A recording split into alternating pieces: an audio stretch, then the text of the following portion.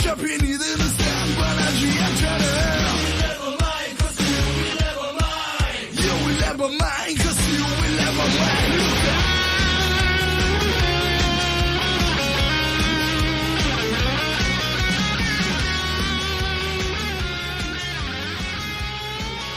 스타트업에게 진짜 필요한 내용만 쏙쏙. 신현묵, 임석영의 백발백중. 이제 시작합니다. 신현묵, 임석영의 백발백중! 자, 이제 4회째 되니까 저희 백발백중 외치는 것도 조금 합이 좀 맞는 것 같습니다. 네, 맞습니다. 네네. 자, 안녕하세요. 백중 임석영입니다. 자, 예능적 관점으로 스타트업, 창업, 직장 생활의 문제와 해법을 쏙쏙 파헤치고 디벼보는 자, 백발백중 4회 시작합니다. 아, 백중님. 네네네. 오늘은 첫 소개가 좀 긴데요? 우리 예능 방송 맞나요? 우리 방송 이거 재미로 하는 거잖아요. 아직 우리만 재미있는 것 같긴 한데. 백발님 어떠세요? 재미있으신 거죠, 이거? 아, 그럼요. 네. 토요일날 이 늦은 시간에 나와서 참 재미있습니다. 네. 뭐, 일단 우리가 재미있으면 청취자도 재미를 느낄 거니까. 네, 맞습니다. 진행자가 재미있어야 청취자도 재미있다. 이거 맞는 말씀인 것 같아요. 자, 오늘 또, 자, 묻고 재미 더블로 갑니다. 자, 오늘부터 백발님이 새로운 코너 준비하셨다고요? 아, 네. 뭐, 제가 나름, 브런치 유명 작가라고 자칭하고 있는데, 네네. 브런치에 올렸던 이야기들 중에서 좀 인사이트 넘치는 이야기들을 풀어보려고 합니다. 네, 저도 애독자인데요. 오늘 어떤 얘기 들려주실지 기대됩니다. 자, 그럼 한번 가볼까요? 자, 첫 번째 코너, 백발의 직장 코딩!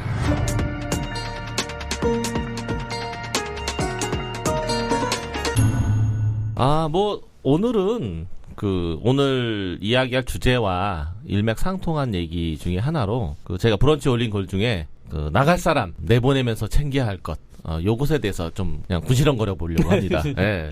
사실 저도 뭐 사업을 오래 했고 뭐 백중님도 오래 하셔서 잘 아시겠지만 회사에 사람이 들어오고 나가는 것은 이제 너무 당연한 거거든요. 네, 그렇죠. 예. 네. 나갈 때 슬퍼하지 말고 네. 들어올 때 너무 기뻐하지 말고. 네. 근데 다만 제가 하나 느끼는 것 중에 하나가 가끔 그런 착각들을 스타트업 대표들이 많이 합니다. 뭐 C레벨들이 특히 그러는데 네. 마치 자기 회사에 와서 사람들이 큰다. 성장한다. 네. 내가 뭔가 가르칠 수 있다. 네. 근데 제가 해보니까 그런 건 없더라고요.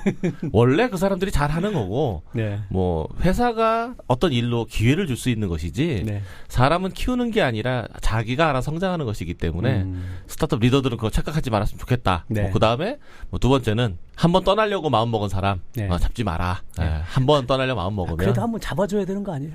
그건 그냥 네. 요식? 요식? 요식 행위라고 요식. 볼 수 네. 있죠. 그러니까 네. 또 그것도 안 하면 네. 서운하잖아요. 근데 가끔 그냥 떠난다는 거를 이렇게 딜을 하는 직원들이 좀 있잖아요. 그렇죠. 네. 그건 이제 뭐 무기로. 경험으로 네. 커버해야죠. 네. 정말 마음이 떠난 사람은 그렇게 얘기 안 하죠. 네. 맞습니다. 네, 알고 네. 계시겠지만. 네. 그 다음에 또 하나가 군시렁거리거나 불만을 가진 사람에 대해서 잘 구분해라. 네. 불만을 가지고 나가는 거려고 하는 건지 네. 뭐 나가기 위해서 불만을 얘기하는 건지 저도 퇴사자들 인터뷰를 해보면 퇴사자들 인터뷰 자체가 다 옳지는 않더라고요. 자기 관점도 다르고 네. 형태도 다르고 그런 사람도 구분 잘 하려면 네. 뭐 저도 보통 분기 한 번 정도는 전 직원 면담을 다 하려고 애를 쓰거든요. 네. 쉽지 않지만 그거 쉬운 일 아니죠. 사실 일하는 거의 3분의 1 정도는 면담에 쓰는 것 같은데 네. 왜냐면 이 사람을 잘 관리한다는 게 결국 이야기를 많이 들어준다는 것이고 그다음 가장 중요한 거 돈을 벌어야 한다. 네. 돈을 벌고 월급 많이 주면 안 나가더라고요. 돈 버는 게 제일 어렵잖아요. 그럼요. 그러니까 돈을 버는 것은 그냥 논외로 치고 일단 돈을 벌든 잘 구해오고 잘해주고 싶다고요. 돈이 없어서 돈만 있으면. 네. 대표가 해야 될 제일 좋은 일은 돈 구해오는 일이죠. 네, 맞습니다. 네. 자, 백종님도 오늘 새 코너 준비하셨다고요? 네네, 저희가 스타트업 응원하는 방송 아니겠습니까? 그래서 매주 핫한 스타트업을 한 군데씩 소개를 좀 해보려고 합니다. 어허, 백중의 픽인가요? 그럼요. 네, 어떤 네. 스타트업을 소개해 주실지 기대됩니다. 네. 자, 새로운 코너 백중 스타트업.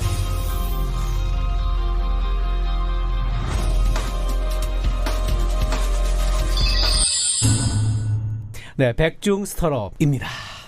자, 최근에 규제 샌드박스가 몇 개가 좀 풀렸어요, 정부에서. 지금까지 그 신용카드 결제를 받기 위해서는 한국에서는 꼭 사업자 등록증이 필수였거든요. 그죠? 네. 네네. 근데 이제는 사업자 등록증이 없어도 카드 결제를 받을 수 있다. 아, 저도 그 기사 봤습니다. 네네. 그냥 사업자 등록증이 없어도, 예. 오호, 그게 법이 바뀐 건가요? 근데 요번에 이제 그 규제 샌드박스에 요게 풀렸어요. 그래서. 그럼 규제 샌드박스면은 한시적 아닌가요? 네, 일단 한시적이긴 한데, 비사업자도 이제 신용카드 결제를 이제 정부가 허용을 한 겁니다. 오. 네. 그래서 기존에는 이제 신용카드 가맹점이 되기 위해서는 사업자 등록증을 이제 냈어야 되는데. 네, 맞습니다. 그냥 개인, 영세상인, 그 다음에 요즘 뭐 라이더 하시는 분들도 되게 많고, 그 다음에 저희 업계에서는 이제 프리랜서들 많잖아요. 네, 맞습니다. 프리랜서들도 이제 카드 결제로 비용을 받을 수 있다. 네. 그 회사에서 네. 법카로 결제받아도 되는 거네요? 그렇죠. 네. 오. 네. 그래서 한국 NFC라는 회사가 2년 동안 요걸 관철시키기 위해서 정부랑 엄청나게 싸웠어요. 오. 그래서 드디어 이걸 관철을 해냈고, 첫 제휴회사가 중고나라입니다. 오, 이제 개인 간의 거래. 네, 중고나라에서 P2P. 개인 결제할 때 개인 간의 카드 결제로 이제 거래를 할 수 있다. 제 머릿속은 계속 저기 한 게 프리랜서들이 돈 네. 받기 힘든데, 네. 그러니까 돈 없다는 소리 못 하겠네요. 그렇죠. 카드 긁어주시면 됩니다라고. 네, 그렇죠. 3개월 할부로 해드릴까요? 네. 6개월 할부로 해드릴까요? 3천만 원 한도고요. 네. 3천만 원. 3천만 원 이상 내면 이제 이 규제에서는 이제 해당이 안 되고, 개인 사업자를 내거나 이제 법인 사업자 등록증을 내야 되는 거고요. 네. 정말 프리랜서들이 네. 단기 일할 때. 단기 일할 때. 네.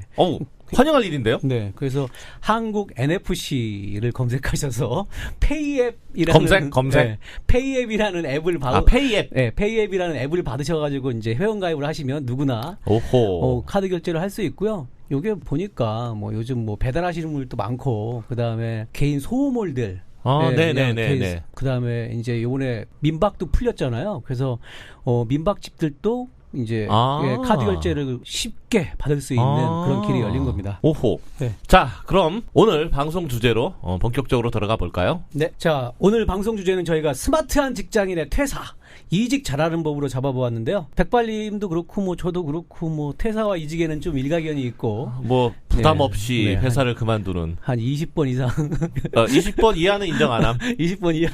오늘 오신 분들, 게스트 분들도 다 20번 이상 아마 이직과 퇴사를 하신 분으로 알고 있는데, 자, 그래서 오늘 더 양념 같은 실질적인 정보를 더해주실 게스트 두 분을 모셨는데요. 자, 첫 번째 게스트 소개해드리겠습니다. 자, 진정한 인터넷 1세대 기업 공익 인터넷을 창업하신 후 연쇄 사업마로 업계를 주름 잡으셨어요. 지금은 디지털 헤드헌터로 개발자 매니저를 자처하고 계십니다. 이브레인 노상범 대표님 모셨습니다. 와!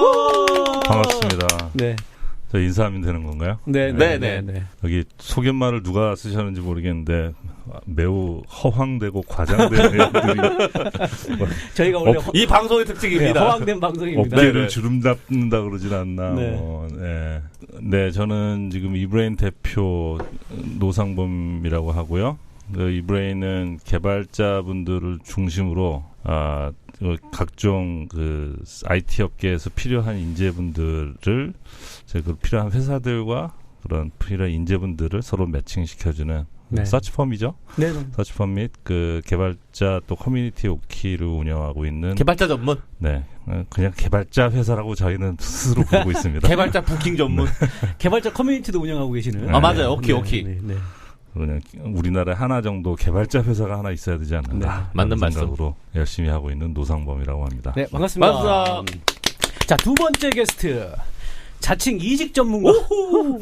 프리젠테이션 능력만으로 업계를 평정한. 우와. 하지만 20번이 넘는 이직 경험을 보유하고 계신 스토리텔링 기반 프레젠테이션 연구가. 우와. 뭔가 좀 멋있어 보입니다. 멋있습니다. 네. 자, 한글과 컴퓨터 이사를 거쳐 최근 다시 스타트업계 프로 알바로 활동하고 계신 최정현 상무님 모셨습니다. 와. 안녕하십니까, 최정현입니다. 네. 프로 알바입니다. 네, 뭐 진짜 알바에서 이제 창업도 4번 해봤으니까요. 네. 알바에서 대표까지, 그 다음에 수평적으로 봐도 개발자, 디자이너, 기획하다가 관리하다가 뭐 경영도 하고 뭐 시키는 거는 뭐든지 다 하는 이런 것이 진정한 알바, 프로 알바의 모습이 아닐까. 오. 끝났나요? 끝났습니다. 네. 반갑습니다. 여기 이 네 분의 이거를 종합해 보니까 네. 일단 연차는 합하면 한 100년 차가 넘는 것 같고 그 이직 경험을 다 합치면 한 85회에서 90회 정도 될 것 같네요. 최소한 회사 얘기를 100개는 네. 할 수 있는. 그렇죠. 네. 네. 자, 지금 그 최정현 상무님께서 이야기해 주신 것처럼 아마 요즘 그런 직군을 오퍼레이터라고 요즘 많이 부르거든요. 맞습니다. 예, 예. 자, 근데 오늘 아마 다루는 주제가 어려울 수도 있고 또 너무 민감할 수도 있지만 뭐 이게 좀 재밌을 수도 있어요. 예, 재밌을 네. 뭐 이직이 나쁜 거 아니죠. 네, 그럼요. 이제는 보통 한 회사 다니는 기간이 짧아요. 10년 다니는 회사가 거의 없어요. 그럼요. 네, 맞습니다. 한 5년만 돼도 엄청 오래 다녔다고. 제가 가장 오래 다니는 회사가 4년 반. 오, 저도 한 2년 반? 자, 어쨌든 오늘 이 내용이 뭐 이 방송을 듣고 계신 직원분들한테도 중요한 내용이지만 사실 사업을 운영하시는 분들도 거꾸로 네, 맞는 말씀이에요. 어떻게 하면 이직을 막을 것인가에 네. 대해서 좋은 도움이 됐으면 하는 내용으로 진행하도록 하겠습니다. 네. 자, 이직은 왜 하게 되는 걸까요? 첫 번째 주제 좀 강하게 한번 그쵸. 쏴봅니다.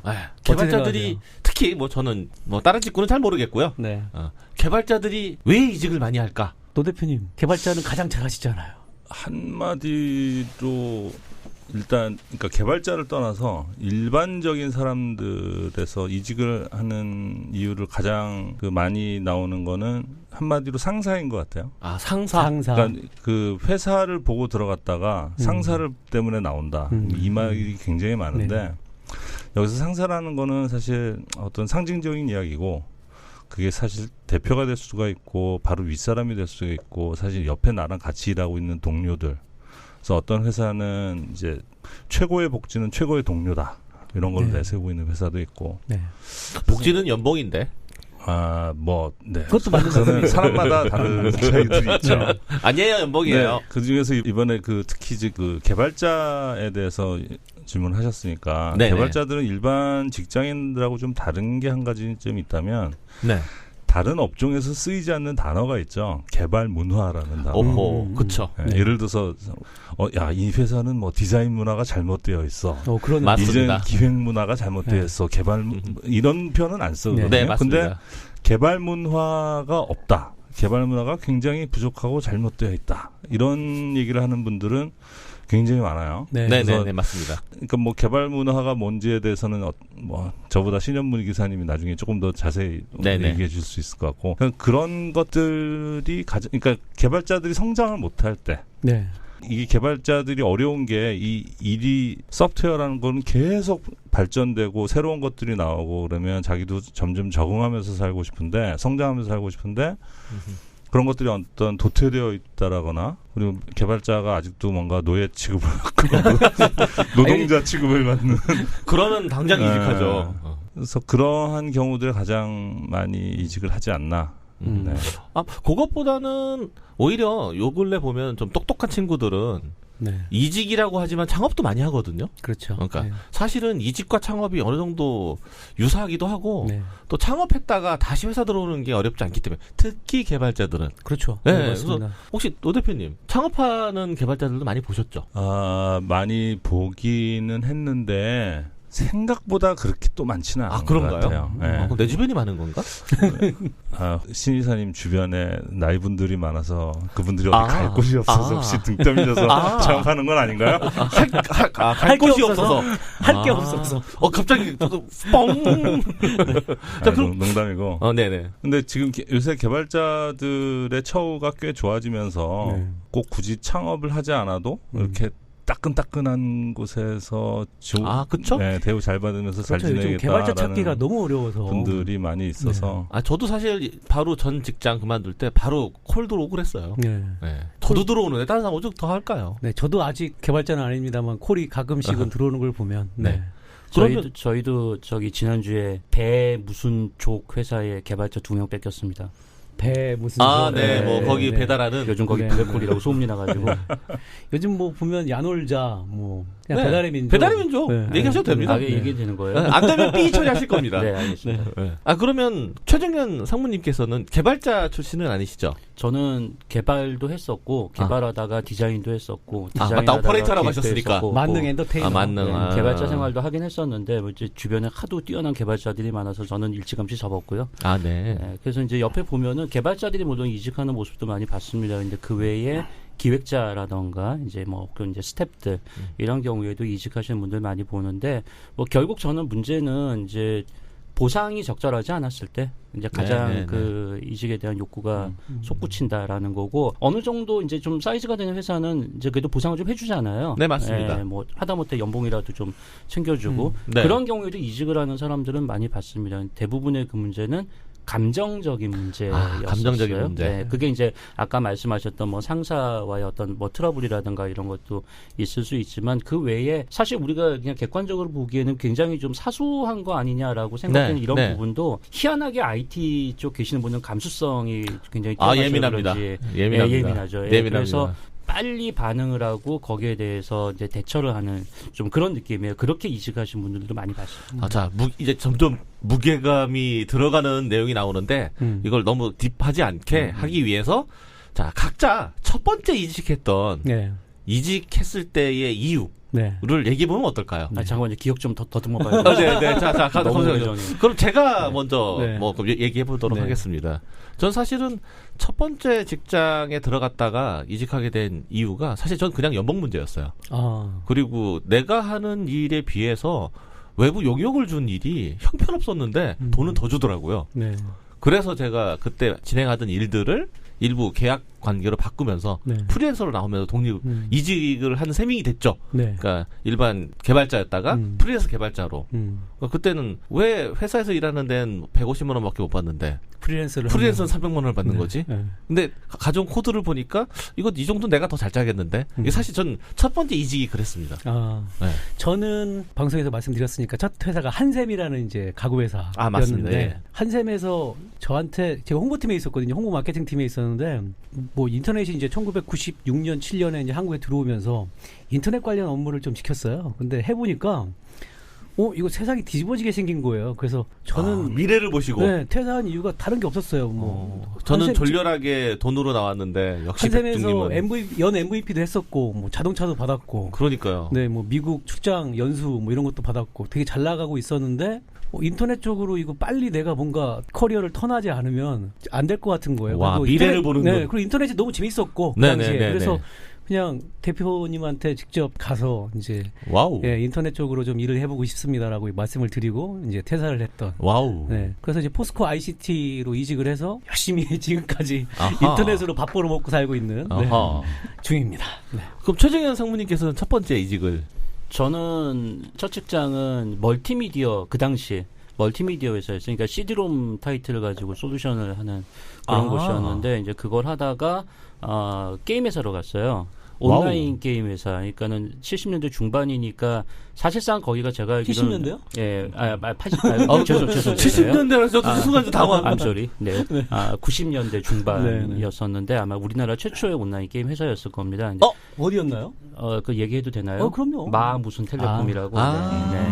말이. 장 사장님. 네, 장 사장님. 그래서 거기는 뭐 딴 건 아니고 그냥 재미있어서 갔어요. 그러니까 새로운 거, 그러니까 처음 접하는 거. 그러니까 사실 제 이직의 그 경력이 대부분은 새로 시작하는 일에 가서 한 거였었거든요. 그러다 보니까 돈은 못 벌었어요. 그런데 이제 어쨌든 재미있을 것 같다. 그러니까 단지 그 이유로 이제 옮긴 건데 사실 지금 생각해 보면 당시 이제 첫 번째 직장 계셨던 대표님이나 이런 분들한테는 참 많이 죄송해요. 어찌 보면 이제 그냥 저 재미있자고, 그러니까 뭐 먹고 살지 못할 것 같아서 옮기겠으면 이런 것도 아니고 잘 대해주셨는데 저 재미있자고 옮긴 것 같아서 이제 나이가 좀 드니까 죄송하다는, 이 자리를 빌어서 죄송하다는 말씀을 드리겠습니다. 갑자기 고백을. 장 대표님 꼭 들어주세요. 뭐 아무튼 그게 이유였습니다. 그럼 노상범 대표님께서는? 저는 그 이직이라고 해야 되나 23살 때 22살이었나 23살 때 미국에 있는 어디 조그만 보험 대리점 같은 데 들어갔다가 거기 회사 한 10몇 명짜리 회사였는데 거기 대표가 인성이 진짜 쓰레기였어요. 아하. 그 진짜 포악하고 진짜 나쁜 사람이어가지고 아하. 얼마 다녔나 한 4개월 다녔나 뭐 5개월 다녔나 그 사람 나중에 결국 임차인한테 못된 짓 하다가 총 맞아 죽었어요. 오, 그래요? 네. 한참 후에. 역시 미국이군요. 아무튼, 정의구현. 그러네요. 네. 아무튼 뭐 그래서 이직을 한 거라서 뭐 우리 이미사님처럼 뭐 이렇게 뜻도 없었고 뭐 누구한테 죄송할 것도 없고 돌아가셨네요. 뭐 고인한테는 죄송합니다만. 네. 역시 이직이나 퇴직에 대한 어떤 개인적인 느낌이나 기억들은 다 다르시네요. 네. 근데 뭐 멋진 두 분은 역시 미래를 보셨고 저는 뭐 졸렬하게 돈으로 움직였고. 근데 뭐 첫 회사에서는 저는 그렇게 퇴직을 했었는데 이제 포스코 ICT 같은 경우는 이제 제가 뭐 대우도 괜찮았고 네. 굉장히 이제 좋았는데 거기서 퇴사한 사유가 아까 노 대표님 말씀하신 그 이유예요. 회사에서는 굉장히 이제 안정적인 회사고 제가 배울 것도 많고 뭐 큰 회사였으니까 좋았는데 직장 상사하고 너무 안 맞더라고요. 그 당시에 저희 팀장님이 뭐 아까 총 맞아 돌아가신 그 정도는 아니었지만 굉장히 좀 말도 안 되는 그런 일들을 좀 많이 좀 하셨었고. 그러면 그 주제를 조금 더 들어가 볼까요? 네. 사실은 이야기 나누려고 했던 이직을 하는 첫 번째 이유 중에 하나가 이 말도 안 되는 이 꼰대 상사, 뭐 포괄적인 대표, 네. 사장의 뭐 동생인 전무, 네. 뭐 이런 사람들. 자, 이 말도 안 되는 꼰대 상사에 대해서 사실 해결책이 있는 건 아니거든요. 해결책 있는 거 아니죠. 네. 사실은 저는 이런 상사를 만나면 빨리 탈출하라고 합니다. 저는 뭐 앞뒤에 가리지 말고 고민하지 말아라. 네. 백종님 어떠세요? 저는 두 가지로 나누어 볼 수 있을 것 같은데요. 본인이 그 회사에서 어떤 비전을 갖고 있냐에 따라서 다를 것 같아요. 그러니까 그 회사에서 내가 정말 성장해서 뭔가 기여를 해보겠다라는 생각을 갖고 있으면 그런 상사를 감내하고라도 하고라도 자기가 하여튼 버텨야 되는 거고. 근데 이 회사는 하나의 거쳐가는 과정이고 자기가 그런 좀 치졸한 아니면 그런 좀 불합리한 거를 참아가면서 일할 이유가 없다면 굳이 그 회사에 일할 이유는 없겠죠. 바로 이직하는 것도 답이라고 생각하고요. 근데 이게 개인차가 좀 있는 거라서 정답은 없는 것 같아요. 네. 두 분 생각은 어떠세요? 네. 저도 소시오패스 내지는 사이코패스 대표를 몇 번은 봤었고, 네. 말씀하신 것처럼 버틸 수 있으면은 나한테 뭔가 도움이 돼서 버틸 수 있으면 그것도 좋다고 생각을 해요. 그런데 이제 제 바로 위에 상사라든가 뭐 중간 관리자층이 이제 그렇게 반응을 하면은 하다못해 그 사람을 우회해서라도 뭔가 내가 원하는 것을 이룰 수 있게끔 이 회사가 정상적으로 나갈 수 있게끔 뭔가 할 수 있을 텐데 사실 이제 최상위에 있는 사람이 문제가 있으면 이거는 솔직히 빨리 도망가야 된다고 생각을 합니다. 네, 저도 대표나 오너가 그러는 건 자기 일단 감정의 소모가 너무 심해지고 또 한 가지는 뭔가 옳은 말을 하지만 상대가 이제 저에 대한 감정 때문에 그것을 쳐냈을 때 결국 이게 뭐로 이어지나 하면은 그 회사가 원래 나갔어야 되는 방향의 반대 방향으로 가게 된다는 거죠. 네, 맞습니다. 그 사람은 단지 내가 싫었을 뿐이지만 제가 제시하는 의견도 싫은 거잖아요. 그렇죠. 그쪽으로 가면은 장기적으로 볼 때는 그 회사가 정상적인 방향으로 못 간다. 그러니까 오래 못 간다. 그러니까 그냥 어차피 늦든 빠르든 날아갈 회사라면은 나라도 빨리 도망가야지 뭐 약간 맞습니다. 이런 생각. 맞습니다. 그래서 좀 약간 비겁하다고 뭐 할 수도 비겁하지 있겠지만 않다고 생각합니다. 감사합니다. 네. 저도 그랬으니까요. 네, 뭐 그렇습니다. 일단 자기 삶은 자기가 챙기는 게 우선이다. 맞습니다. 네. 맞습니다. 노 대표님 어떠세요?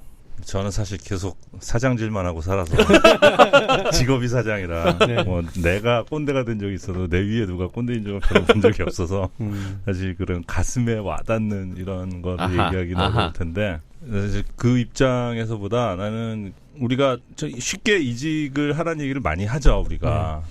그거는 그리고 저는 특히 헤드헌터다 보니 원래 좀 약을 뿌리시는 건 아닙니까? 51대 49의 상황에서는 그런 때는 이직을 하는 게 그렇죠. 요즘 많이 권유하기도 하지만 사실 더 꼬시는 거잖아요. 뭐 유혹하고 그게 51대 49의 상황에서는 비즈니스인데 비즈니스.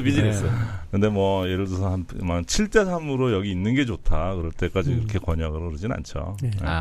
근데 저희가 이제 이직에 대해서 굉장히 쉽게 얘기를 하는데 저는 이게 그 IT 그러니까 저희가 일하는 분야의 어떤 특수성이라고 생각을 해요. 네. 그러니까 네네네.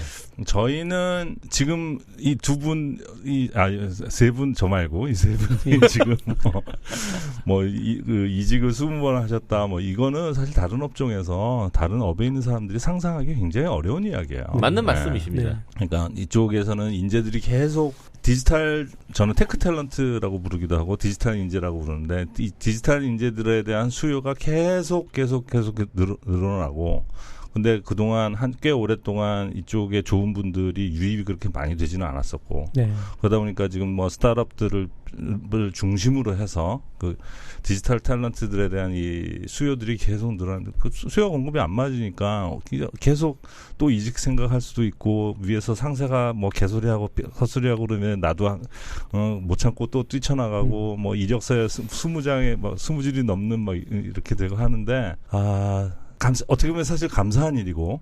네, 헤드헌터 입장에서는. 그런 사람들을 좋아하는 노 대표님이었습니다. 아니, 이 업종에서 일하는 분들이. 노 대표님이 그 20줄을 만들어주실 수도 있죠. 감사한 일인데, 다른 업종에 있는 분들은 참 이게 어렵고, 네. 좀 감내해야 될 순간들도, 뭐 집안에 애가 셋인데, 뭐 네. 등등. 네. 여러 가지 상황 속에서 참아야 되는 순간들도 분명히 있는 건, 뭐 어쩔 수 없는. 근데 이 방송을 듣는 분들은 대부분 개발자들일 겁니다. 그런데 그 IT 쪽이 이제 물론 그 특성이 있는 거는 맞고요. 근데 다른 분야에도 요즘 보면은 서서히 이제 이러한 기류가 이제 좀 전염되고 이제 번져나간다라는 느낌도 있고 시간이 충분히 지나면은 저희가 지금 IT 업계에서 겪고 있는 이런 일이 비IT 업계에서도 네. 아마 벌어질 거라고 생각을 합니다. 꼭 그렇게 되어야 되죠, 사실. 네, 맞습니다. 다 찬성하는 것으로. 네. 자, 그러면. 근데 가끔 보면 좀 답답한 사람들도 좀 있더라고요. 회사가 내가 보기에는 분명히 저 회사 망할 것 같은데. 굉장히 힘든 상황인데서도 끝까지 이직을 안 하고 참고 인내하고. 있는 사람들은 네. 있죠. 그래서 그런 경우는 왜 쟤는 그렇게 이게 답답하게 이직의 일할까. 시기하고도 좀 연관이 되어지는 일인데 예를 들어서 저도 보면 예를 들어서 어떤 회사에서 한 IT 업종에서 회사를 한 8년을 다녔다. 네. 한 10년을 다녔다. 특히 이제 큰 회사에서 한 10년 있었다 이러면 정말 할 일이 없어요. 어디 가서. 특히 개발자들은 사실 그런 이력서 보면은 저 안 봅니다. 티가 나죠. 티가 나죠. 경쟁이 없습니다. 없는 경우들이 대부분이고 뭘 그러니까 뭐 한-두 가지라도 뭔가 옵션이 있으면 좋을 것 같은데 그런 정도 옵션이 없는 경우들이 정말 큰 회사에서 아주 작은 일을 맡아서 네. 그 일을 꾸준히 성실하게 오래 해오신 분들. 네. 요즘 별로 필요한 사람이 아니에요. 괴롭죠. 그러면 자주 옮겨라? 아니, 그건 아니고. 네. 그러니까 뭐 꼭 그 필요 충분 조건은 아니고요. 네.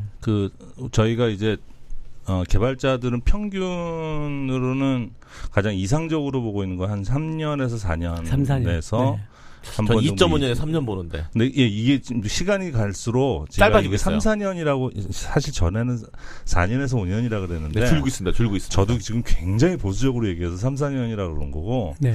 사실은 신 선생님 말대로 한 2.5년에서 2년이 요즘 그냥 트렌드예요. 정상적인 만약에 한 5년 동안도 이직을 안 했다 싶으면 얘는 얼마나 주위에서 찾는 사람이 없어서 그렇죠. 한 곳에 계속 있었을까라는 오히려 그런 오해를 살 수도 있습니다. 그러면 경영진 입장에서는 이제 개발자나 이제 전문가들이 한 2년에서 2년 반 이상이 근무가 지나면 좀 유심히 더 케어를 하고 그렇죠. 살펴봐야 되겠네요. 사실은 2년 내에 뭐랄까 롤이 변하든지 네. 아니면 개발 프로젝트가 변화하든지 아니면 테크가 깊어지든지 그러니까 네. 자기가 프로젝트 경력 기술서에 나열할 수 있는 게 늘어나면 상관이 없어요.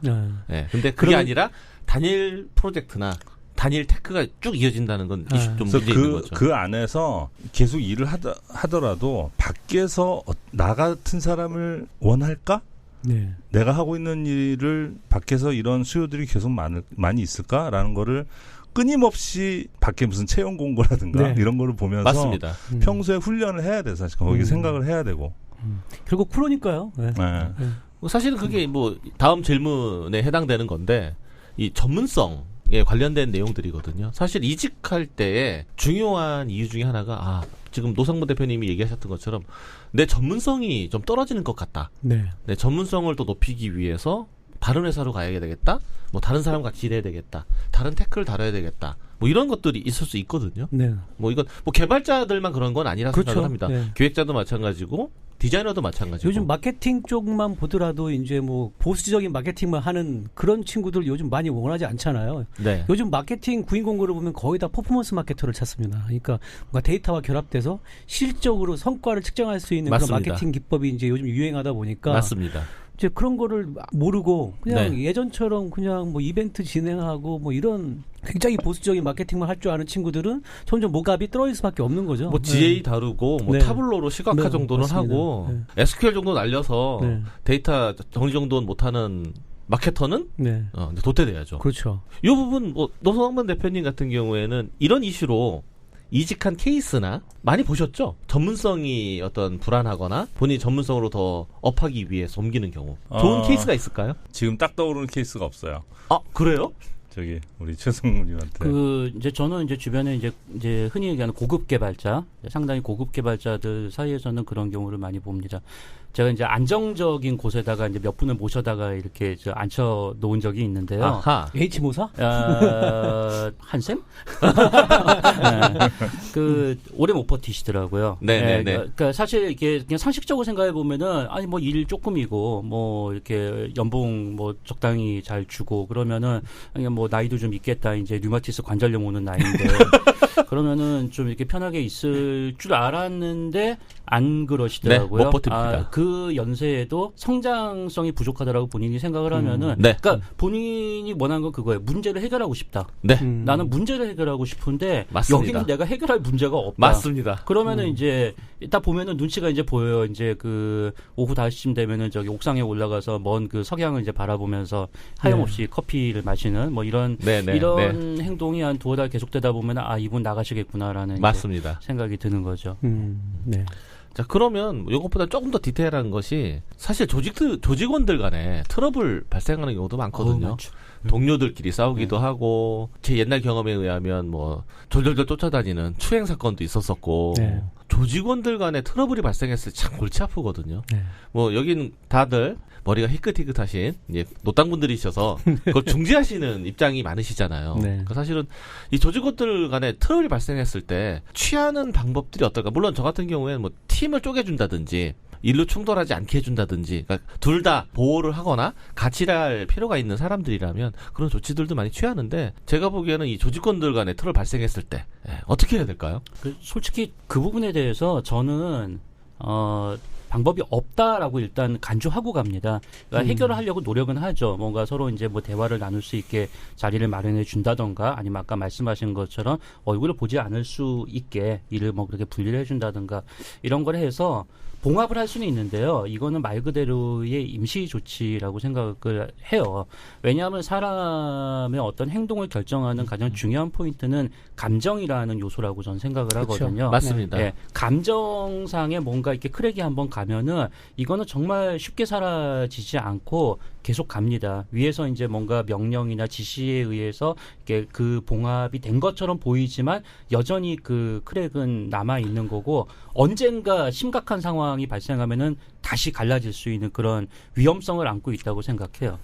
거기에 제가 하나 여쭤보고 싶었던 것 중에 하나가 요즘 젊은 개발자들이 작은 회사만 들어가다 보니까 사실은 뭐 리더가 되기 위한 교육을 받는다든지 사실 업무 지시를 부드럽게 이야기하는 법 혹은 부탁인지 지시인지 이거는 연구 대상인지 아니면 정말 일로 해야 되는 건지 아니면 시간 날 때 해야 되는 건지 이 사실은 굉장히 모호한 상태로 업무 얘기를 하다가 오해도 참 많이 발생하거든요. 맞습니다. 그러니까 이게 여기 계신 분들 같은 경우에 다 큰 회사들 경험을 해보셨고 저는 없습니다. 대표로 하셨으니까 홍익이 큰 거 아니었어요. 했잖아요. 하여튼 네. 자 사실은 이런 게 트레이닝 안 돼 있는 어떤 중간 리더들 혹은 젊은 스타트업 대표들이 이거 잘못해가지고 오해도 많이 사는 거 많이 봤거든요. 네.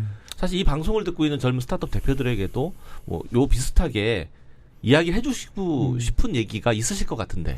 스타트업을 이렇게 보면 방금 백발님 말씀하신 그런 시행착오를 많이 겪더라고요. 그러니까 스타트업이 굉장히 빠르게 성장하면서 그 스타트업 대표가 직원들 관리라든가 개발자의 마음을 이해하는 그런 훈련이 안 돼 있다 보니까 한 서너 명일 때 하고 10명, 20명 넘어가면서 그래서 실수를 해가지고 갑자기 개발자들이 전부 다 퇴사해서 맞습니다. 티밍을 새로 하느라고 진짜 개고생하는 그런 대표들도 네, 많이 맞습니다. 봤고요. 근데 이제 자기가 한번 그렇게 시행착오를 해서 다시 그걸 깨닫고 잘 추스려서 엄청난 회사로 성장시킨 지금 회사도 뭐 제가 알고 있는 회사가 하나 있고요. 그럼 일단 한번 실수해야 된다. 네, 회사, 네, 거기가 사실 그런 사례가 좀 있었어요. 네네. 제가 알고 있기로는 하여튼 개발팀 전체가 다 한번 나간 적이 있었는데, 근데 어쨌거나 지금은 그걸 다시 이제 복구하시고 굉장히 지금 잘 나가는 회사로 성장시킨 거 보면 그런 것들이 꼭 어떻게 보면 좋은 경험이 되지 않았나라는 생각도 좀 듭니다. 네. 근데 저 조직의 트러블이라는 게 결국 사람과 사람 간의 갈등인데 그거 참 어떤 정답이 있는 것 같지는 않고요. 근데 그렇죠. 이것도 역시 사실은 저는 전문가가 좀 필요하지 않나. 그러니까 근데 그거를 굉장히 모두 다 아마추어들이거든요. 사실 사람과 이 사람과 맞습니다. 관계에 있어서 아니 집안에 뭐 와이프하고 부부 사이 단둘과는 그건 제일 어려워요. 어렵고 불가능에 가까운 거예요. 미션 임포서블이죠. 네, 뭐 수십 년 같이 사는 가족들끼리도 풀기 어려운데. 그럼요. 네, 그 조직 간에 그 문제가 있는 건 굉장히 그 트러블이라는 거 풀기 어렵다고 생각을 하고, 단 이제 서로 얼마나 내가 틀렸다라는 거를 받아들일 자세가 되어 있는 오픈 마인드를 사람들이 다 같이 공유하는가. 네, 그런 말은 정말 쉬운데 쉽지 않죠. 네. 네, 정말 어려운 것 같습니다. 일단 뭐 저부터도 뭐 자신 없으니까. 나중에 오키 직원들을 불러서 음성 변조를 한 다음에. 최상무님 혹시 이런 그 직장 내에 트러블 때문에 퇴사한 경험 있으실 것 같은데. 저도 없다고는 할 수가 없고요. 그다음에 이제 제가 데리고 있던 직원들 중에도 그런 케이스가 있고, 제 직원들 때문에 생긴 문제 같은 경우에는 저는 전적으로 제 책임이라고 생각을 합니다. 네. 그 어쨌든 관리 책임이 있는 거니까. 그래서 항상 그 부분에 대해서는 마음이 좀 무겁게 가지고 있는 부분이 있는데요. 이제 그런 건 좀 있는 것 같아요. 이 IT 업계에 있는 사람들 좀 이게 나이브하잖아요, 사실은. 그래서 이렇게 자기가 그냥 뭐 다 뒤집어 쓸래 뭐라던가 아니면은 뭐 다 내 잘못이야 뭐 약간 이게 윤리적으로 보면은 뭐 나쁘지 않은 거다라고 생각은 하는데, 그렇다고 해서 또 그렇게 이렇게 도망가는 모습만 계속 보이는 것도 안 좋은 것 같고, 사실 저도 이제 그런 생각이 있어서 가장 최근까지 있었던 회사는 거의 10년은 있었거든요. 와우. 예, 평소 같으면은 한 1년 있다가 아닌데 싶으면 빨리 나가고 이제 그랬었는데 10년은 있었던 이유는. 근데 1년마다 한 번씩 그만둔다고 말을 했었잖아요. 예, 근데 뭐 한번 버텨봤어요. 왜냐하면은 이건 내가 너무 성급한 거 아니야? 아니면 내가 너무 참을성이 없는 거 아니야? 약간 그런 게 있어서 한번 버틸 수 있는 데까지는 버텨보자. 사실 이제 그게 10년이었던 거고, 더 이상은 못 버티겠구나. 그래서 나오기는 했는데, 그런 부분을 또 생각을 해보면은, 모르겠습니다. 사실 다른 사람한테 뭐라고 얘기할 수 있는 입장은 아닌 것 같아요. 다시 말씀드리지만, 저희 방송은 예능입니다.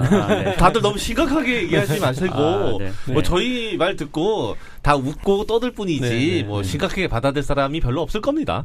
그리고 아까 말씀하신 거에 하나 덧붙여서 말씀드리자면, 이 커뮤니케이션과 이 매니지먼트, 관리 이런 것도 저는 공부를 해야 된다라고 생각을 해요. 그럼요. 해야죠. 교육을 받아야 되고. 네, 특히 오키에서 그런 거 좀 안 하세요? 저희가 그래서 뭐 커뮤니케이션 관련해서 컨퍼런스도 한번 하고 그러긴 했었습니다. 근데 이제 보면 특히 개발자들은 주로 제일 많이 상대하는 게 이 화면이잖아요. 그렇죠. 사람보다는 컴퓨터와 친한. 컴퓨터가 편하죠.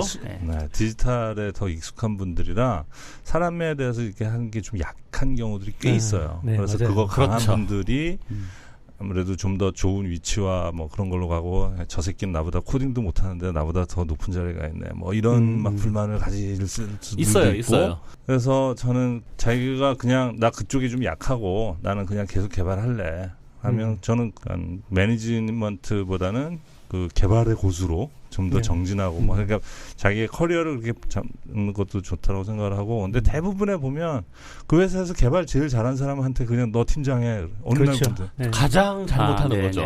그런 경우들도 많고, 그런 팀장이 되기 위한 준비를 자기는 하나도 안 해왔었는데 회사에서 준비도 안 시켰고, 그다음에 뭐 교육도 안 해주고, 그렇죠. 사실 어떻게 보면 떠넘긴 거죠. 그래서 그런 것들에 대한 어떤 준비를 좀 철저히 해두면 해주면 좋지 않을까. 사실은 국내 스타트업들이 이직이 심해진 것 중에 하나가 지금 좀 전에 노상범 대표님이 말씀해 주신 것처럼 팀장을 시키거나 리더를 시킬 때 사실은 디렉션의 책임을 져야 될 C레벨들이 떠넘긴 듯이 그냥 개발 잘한다고 해서 넘기는 경우를 정말 많이 봤거든요. 자기들은 개발 내용 잘 모르니까. 네. 근데 재밌는 건 넘겨놓고 권한은 안 줘요. 네. 그렇죠. 네. 그래서 보통 리더들이 도망을 가죠. 왜냐면 책임만 지라고 하고 권한은 없으니까. 그러니까 CTO라고 해놓고 CTO가 아니잖아요. 그냥 개발팀장. 저는 맨날 얘기하는 제 브런치 주 내용 중에 하나가 CTO라는 직함을 가지고 있지만 정말 CTO인 사람은 거의 없다. 예. 그러니까 CTO는 정말 개발 문화를 만들고 개발자들이 맞습니다. 잘 일할 수 있게끔 여러 가지 프레임워크나 개발 환경, 그다음에 업무 환경 이거를 다 그다음에 마음 관리까지 할 줄 알아야 되는데. 더 심각한 거는 CTO한테 와서 개발 구조를 가르치는 CEO도 있어요. 개발은 본인은 모른다고 하는데. 진짜요? 가끔 보입니다. 자. 근데 이 방송 듣는 분들이 지금 제일 궁금해하는 건 이런 걸 거예요. 자, 이렇게 회사에서 분란이 있고 나와 뭔가 트러블이 있는 직원이 있을 때 내가 이 회사 다녀야 돼? 아니면 퇴사를 해야 돼? 이게 제일 궁금할 것 같거든요. 어떻게 해야 될까요? 솔직히 저는 솔직해야 된다라고 생각을 해요. 아까 그 커뮤니케이션 얘기도 나왔지만 기본적으로는 솔직해야 된다. 솔직하되 좀 프로페셔널하게 솔직했으면 좋겠다. 그러니까 전달력을 제대로 가지고 솔직한 것과 그냥 솔직하기만 하면은 그 험담, 뭐 남의 험담이라던가 뭐 이런 걸로 또 갈 수도 있잖아요. 예, 그렇죠. 그래서 좀 적당히 이렇게 정제된 커뮤니케이션 방법을 가지고 이렇게 좀 오픈을 했으면 좋겠다. 근데 사실 그러다 보면은 문제가 해결되는 경우도 꽤 많이 있어요. 문제는 그걸 두려워하는 사람들이 정말 많았어요. 대부분이죠. 예. 사실 이야기하는 개발 문화나 스타트업 문화가 그런 내용들을 어떻게 커뮤니케이션 하느냐의 관건인 것 같아요. 네. 사실 다들 20대 초반, 30대 초반에 사람들 대하고 뭐 매니지먼트 하는 거 정말 어렵거든요. 네. 그 상황에서 서로 간에 솔직하게 얘기를 하지만 기분 나쁘지 않게 얘기하는 거. 근데 그게 지금 정말 어렵단 말이죠. 어렵습니다. 이게 근데 그렇지만 그것을 어디서 얻어야 되느냐. 사실은 저는 해법은 아닌데 제가 후배들한테 얘기하는 것 중에 하나는 개발자 커뮤니티 좀 나가봐라. 왜냐하면 어떻게 무보수로 커뮤니티 스텝으로 활동을 하다 보면 뒤에서 고생하는 사람들도 알 수 있다. 왜냐면 앞에서는 뭐 컨퍼런스 준비라든지 뭐 그냥 게시판이라는 단순한 관리일 수도 있지만 실제 그 스텝으로 일을 해보면 알게 모르게 해야 될 일이 정말 많거든요. 사실 개발자들이 간과하는 것 중에 하나가 비개발자들이 해야 되는 일들을 좀 약하게 보거나 혹은 별거 아닌 것처럼 보이는 착각들을 많이 해요. 그럼 결국은 사람과 관계를 맺고 함께 잘 일하는 법을 훈련받아야 된다? 네, 맞습니다. 네. 근데 그거를 본인이 하여튼 알아서 해야 되는 거네요? 그게 이제 한국에서 할 수 있는 유일한 방법이 저는 개발자 커뮤니티라 생각해요. 그나마. 근데 이것도 20년 전, 10년 전, 요즘으로 흘러와서 보면은 여기도 거의 망가졌어요.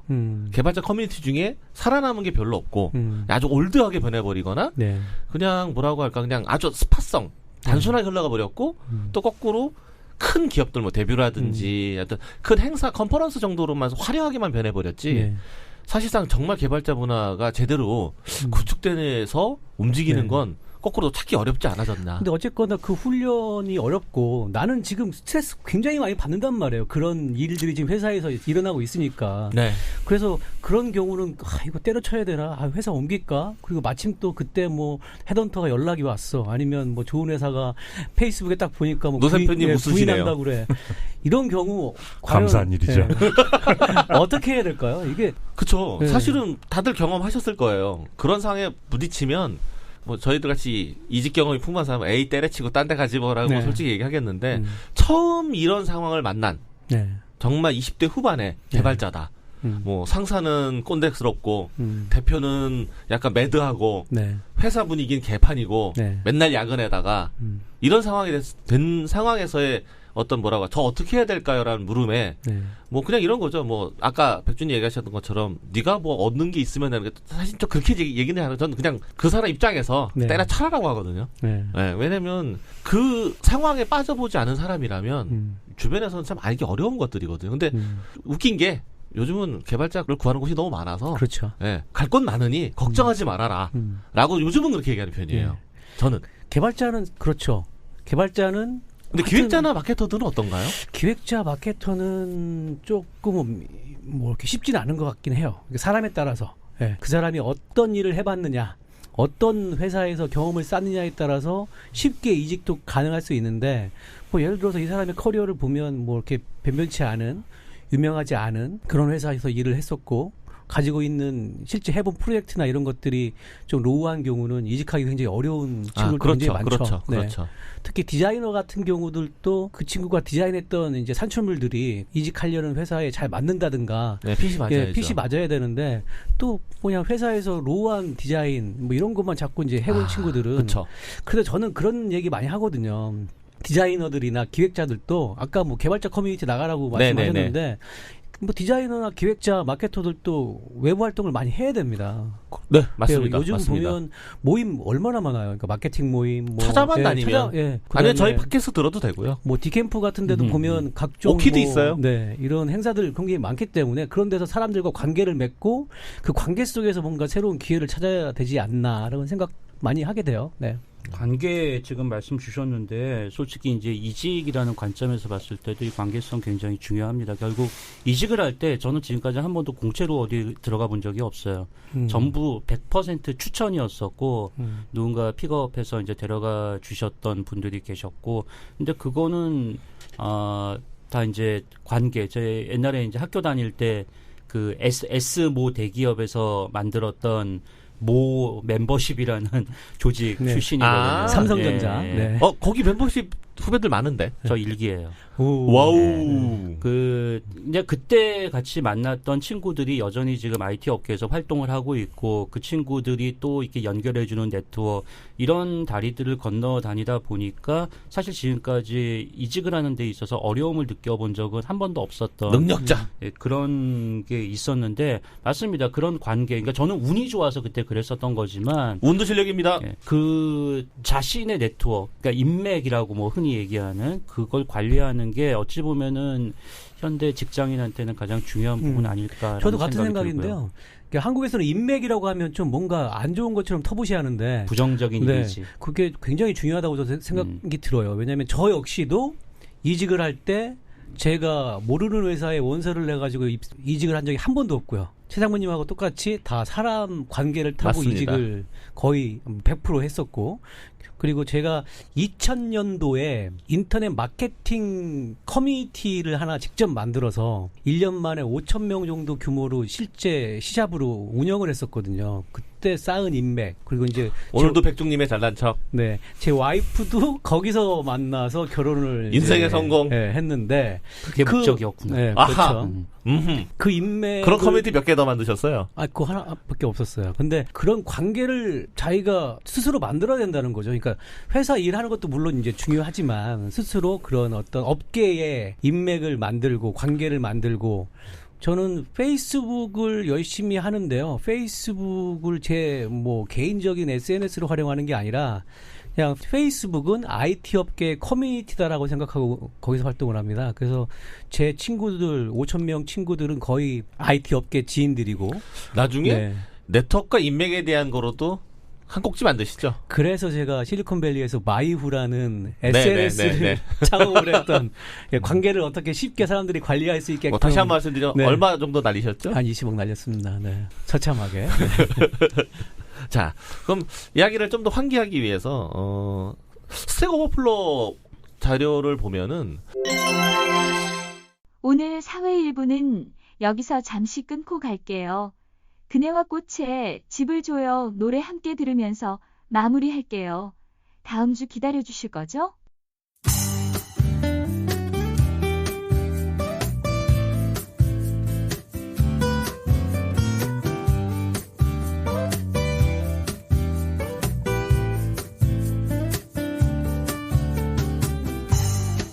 햇빛이 드는 집에 살고 싶어라. 문 열면 바로 방이 아닌 곳에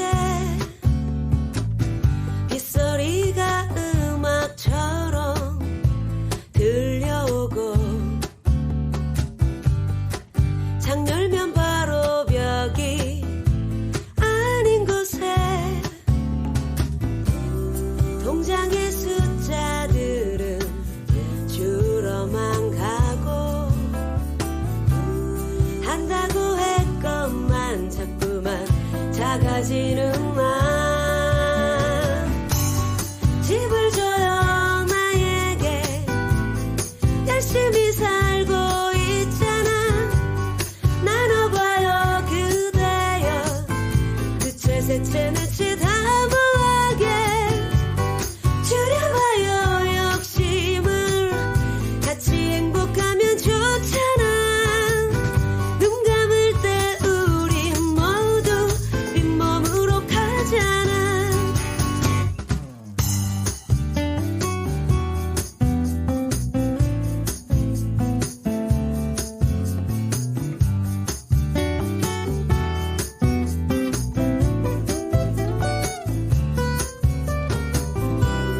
아끼면 부자 된다 옛말들은 거지. 돈이 돈을 번다네 부자들만 더 부자